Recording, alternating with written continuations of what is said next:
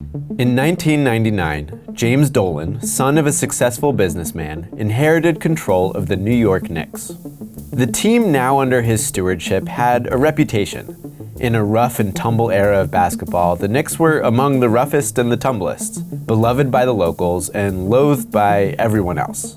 The Knicks had been a perennial runner-up in the dense Eastern Conference, repeatedly falling short of the finals because of the Bulls, Heat, and Pacers. But they were good, and right before Dolan took over, New York experienced an unexpected breakthrough.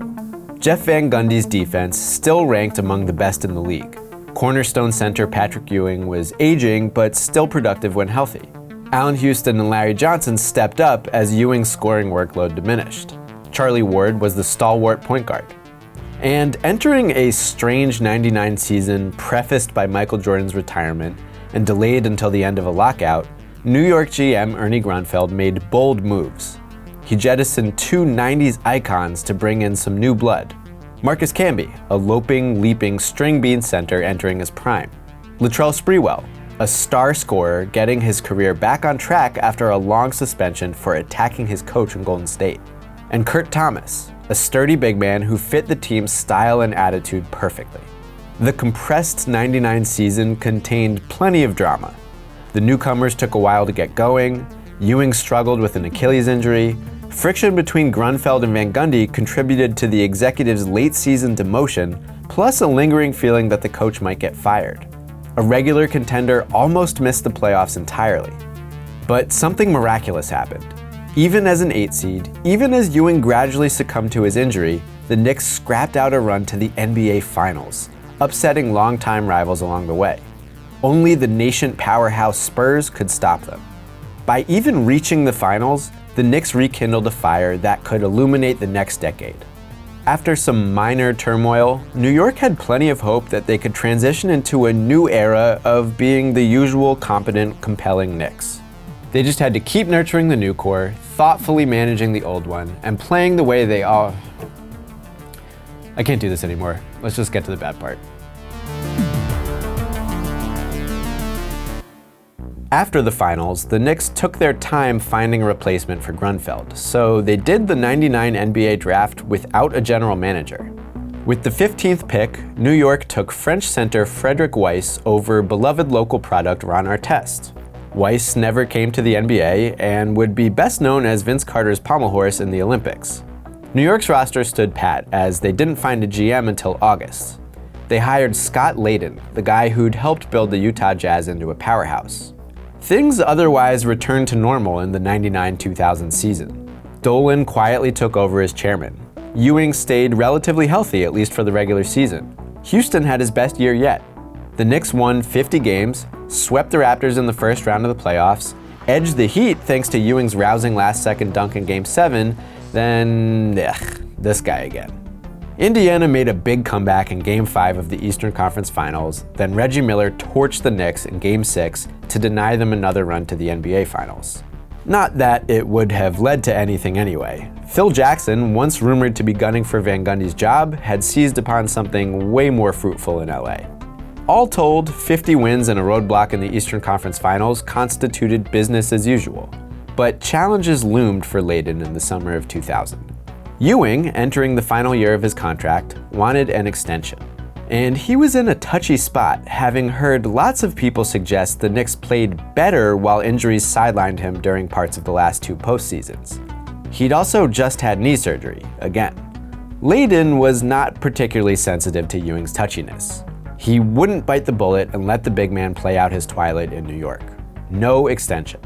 So with both parties understanding that another year together was going to be very awkward, the Knicks moved to trade one of the greatest players in franchise history away from the only team he'd ever played for. The Knicks had minimal leverage in trade talks since Ewing was decrepit and other teams knew they were desperate to end an increasingly untenable relationship. In August, New York assembled a gnarly 4-team, 13-player deal, but it fell through when Detroit bailed and found a preferable way to trade Christian Laettner. A month after that embarrassment, the Knicks finally got it done. A 4-team, 12-player deal that included the Sonics, the Lakers, and now the Suns in place of the Pistons. Instead of keeping their homegrown legend happy, the Knicks dumped him for this. The best returning player was guard forward Glenn Rice, a fading star who was kind of redundant with Houston and Sprewell. Rice came with a hefty new contract. So did Luke Longley, who the Knicks knew wasn't healthy enough to play much. Besides those two, the return package was backup center Travis Knight, a bunch of dudes who would never actually play for the Knicks, and some first-round draft picks that Layden didn't even want. He would soon trade them for veterans. Layden's big hope here was that New York would spin around and alleviate the glut of swingmen in a trade for a slightly younger all-star center, Atlanta's Dikembe Mutombo, immediately returning to contention. It didn't happen, and the roster looked pretty weird entering the season. Oh well, onward. The Knicks had a fine enough season. Camby took over for Ewing and played well, though he got suspended a few games for accidentally smacking Van Gundy's face while he was trying to punch Danny Ferry. It was Jeff Van Gundy who took the punch. Houston and Sprewell led the way, and the Knicks marched into the 2001 playoffs. But this time, Vince Carter and the Raptors got the better of them, coming back from a 2-1 deficit to eliminate New York in the first round. And then the real fun began. You ready? Layden, ever determined to rejigger instead of rebuild, had traded himself out of the late first round of the 01 draft a couple times. The Knicks missed out on all these youngsters picked around that range. Layden focused on signing Houston, who was very good but well short of elite, for 6 years and $100 million, the largest contract in Knicks history up to that point. Layden dumped Rice after just one season, replacing him with two of his old Jazz guys, Howard Eisley and Shandon Anderson, who would also eat up long-term salary. Meanwhile, 99 hero Larry Johnson retired because of back injuries. Despite all that money being spent, the season was a disaster. New York started badly, and even after they rallied a bit, Van Gundy resigned, citing diminished focus. The team was left to assistant coach Don Chaney, who just couldn't get them going. Camby missed 53 games because of injuries. In January, the Knicks suffered one of their worst losses in team history. Come April, they were 30-52. It was New York's first losing season and first missed postseason in over a decade. Time to rebuild cheaply through the draft, right? Of course not, idiot. On draft night 2002, New York held the 7th pick. Layden looked at the players available in that range, a group that included Nene, Amari Stoudemire, and Caron Butler, and said, no thank you, packaging the pick with Camby for Nuggets star Antonio McDyess, who had missed almost all of the prior season after rupturing his patellar tendon. Fans at the draft chanted, "Fire Layden," and that was before McDyess smashed up his patella during an exhibition game and missed the entire 02-03 season. Sprewell, by the way, missed the beginning of that season because he broke his hand on his yacht. He said he slipped and fell on choppy waters. Reports claimed he punched a dude, but he sued the New York Post for saying that. Anyway, the "Fire Layden" chants would return. The Knicks were pretty bad in 03, but not because they were rebuilding. They still paid a ton of salary, so they weren't quite bad enough to finish near the top of the lottery and draft any of these franchise savers. They got Mike Sweetney. A month later, New York dumped Sprewell in a big trade that brought back Keith Van Horn, and they finally got Mutombo, who was at this point about as old as Ewing had been when they traded him. The Knicks started poorly again in 03-04. Fans were getting tired of the bloated, feckless roster Layden had built, especially since McDyess was still out for the first month of his second season in New York. The "Fire Layden" chants continued. Here, for some context, is an early season quote from Knicks superfan Spike Lee. Quote, "We've got the highest payroll in the league, the highest priced tickets in the world, and New York City fans aren't stupid. They're not going for okie doke. They're not going to be hornswoggled or bamboozled, so you got to put a plan in place. I think if you poll most Knicks fans and you tell them, look, let's be honest, we got to rebuild, we got to tear this down and start from scratch, I think most of them would say, fine." Oh, Spike, you're going to love what's coming. In December of 03, the Knicks fired Layden. Dolan's pick to replace him was Isiah Thomas, the legendary player who had since earned mixed reviews as an executive and coach. Thomas would soon fire Chaney and hire coaching legend Lenny Wilkens, but first he made a big roster move. Isiah unloaded McDyess, Eisley, old 90s regular Charlie Ward, and 2 future first-round picks, one of which would become future All-Star Gordon Hayward, for a return centered around Suns star and New York native Stephon Marbury. Oh, and a past his prime Penny Hardaway. This is where I remind you of Spike Lee's vision of a proper rebuild. The Suns made their end of the trade because they realized they needed to cut salary and start small. They were bad, but they had young guys they'd acquired by using their draft picks, and now they had space to sign Steve Nash over the summer. Phoenix became the best team in the NBA the following season. The Knicks under Thomas, still not rebuilding. They now had no 2004 first-round draft pick and no cap space, but they did have Marbury's big old contract alongside that of Houston, who, by the way, missed a bunch of that season and the next one because of knee problems. New York remained bad, but not all the way bad. They slipped into the playoffs in 2004, and the Nets swept them in the first round.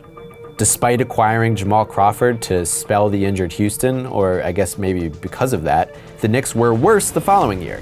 They started the season fine, propelled by the man who declared himself the best point guard in the NBA, but he and they fell off hard as 2004 turned to 2005. Those Knicks lost enough that Wilkins resigned as coach. They lost enough to fall back out of the playoffs, but they were still shelling out the biggest payroll in the entire NBA, so they didn't lose quite enough to get, say, one of these guys in the 2005 draft. They got Channing Frye. And I think we should give Isiah partial credit here, because the Knicks also had the 30th pick and grabbed David Lee, who was pretty good. And by trading away Kurt Thomas, they got to pick Nate Robinson. Two nice selections. And Isiah had recently gotten Trevor Ariza as a second-round pick. He was decent at drafting, which is why what's about to happen still makes me want to swallow my own eyeballs. Summer 2005. To replace the coaching legend who bailed, Isiah Thomas recruited another, Larry Brown, a New Yorker and a recent champion with the Detroit Pistons. Sure, fine. Then the Knicks signed Jerome James. Just months prior with the Sonics, the 29-year-old journeyman center had enjoyed a breakout playoff series against his former employer, the Sacramento Kings. After defeating the team that once cut him and gave him a garbage bag to clean out his locker, James wore one like a cape. It was fun, even though James more or less went back to being Jerome James for the rest of the playoffs, which is to say, okay at best. The Knicks, having traded away all their centers, gave James a 5-year contract. Okay. And Isiah wanted another big man. He swung a trade centered around Bulls youngster Eddie Curry. Getting Curry required giving up a few players and first-round picks in 2006 and 2007, which, and sorry for all the spoilers, would eventually be used to select future All-Stars, LaMarcus Aldridge and Joakim Noah.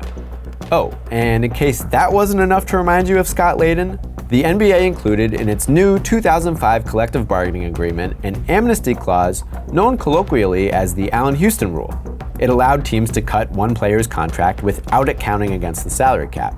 The Knicks did not use it to get rid of the expensive and washed-up Houston, which was pretty funny, but he retired anyway before the season started.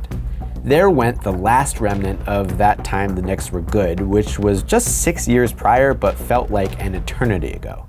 Anyhow, Larry Brown's 2005-06 Knicks were pungent butt trash. Even though they had the highest salary in the league, even though they traded for Steve Francis, a once All-Star and near replica of Marbury. Curry and James didn't work together at all, which only mattered a little because James was often too unprepared or injured to play. Brown and Marbury had a very public, very petty feud while the team racked up losses, 59 of them. And Brown loathed Thomas's management, sometimes undercutting his boss by reaching out to opposing teams about potential transactions. As the season wound down, everyone agreed Brown's relatively new job was doomed. He called himself a dead man walking. And indeed, come June, Thomas fired Brown and replaced him with himself. Isiah's dual role came with what seemed like a stern warning. Dolan wanted to see evident progress or he wouldn't keep Thomas around.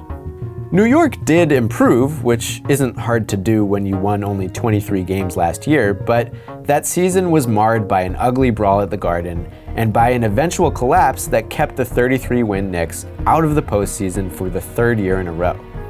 It was marred further by an ongoing lawsuit in which a former Madison Square Garden employee, Anucha Brown Sanders, claimed Thomas sexually harassed her, then fired her when she issued complaints.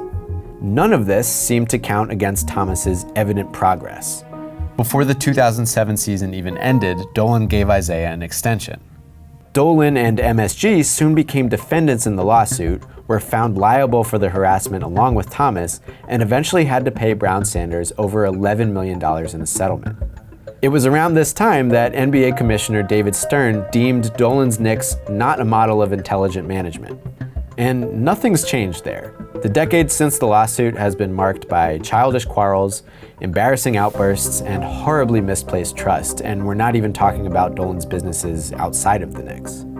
The only thing, the one thing James Dolan has going for him as a franchise owner is that he possesses an obscene amount of money and is willing to spend it. Anyhow, back to basketball.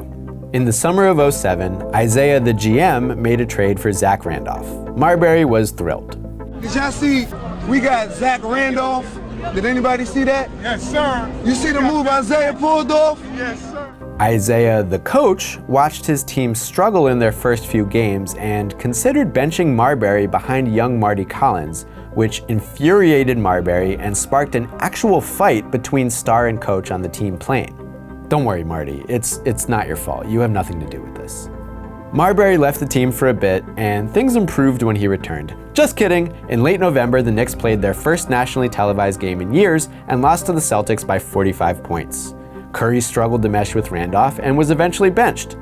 Chants of "Fire Isiah" filled the garden, and I just want to say, Knicks fans deserve credit for always finding a way to work the names of disgraced coaches and executives into that exact cadence.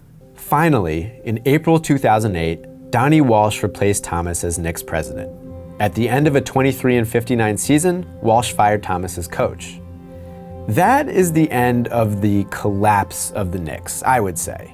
What's happened since feels more like a loop, a cycle of hope and letdown. Hope and letdown. Hope, letdown. Hope, letdown. Hope, letdown. Hope, letdown. Hope, letdown. The only thing more consistent than that vicious cycle is Dolan's ownership. No matter how much the Knicks suck, the gazillionaire in charge has never met a disincentive strong enough to consider selling the team, or at least put power in the hands of someone with the vision to right the ship. Probably because the Knicks keep making him money. Through their worst years, they consistently ranked among the most valuable franchises in all of sports. And why is that? Part of it must be the good fortune of occupying the New York market. Another part of it is that dipshits like me keep caring about them. Thanks for watching Collapse. If you want to see a good thing that happened in that Knicks finals run, here's a good episode of Rewinder. Or if you just want to see some more collapses, check out the whole series here.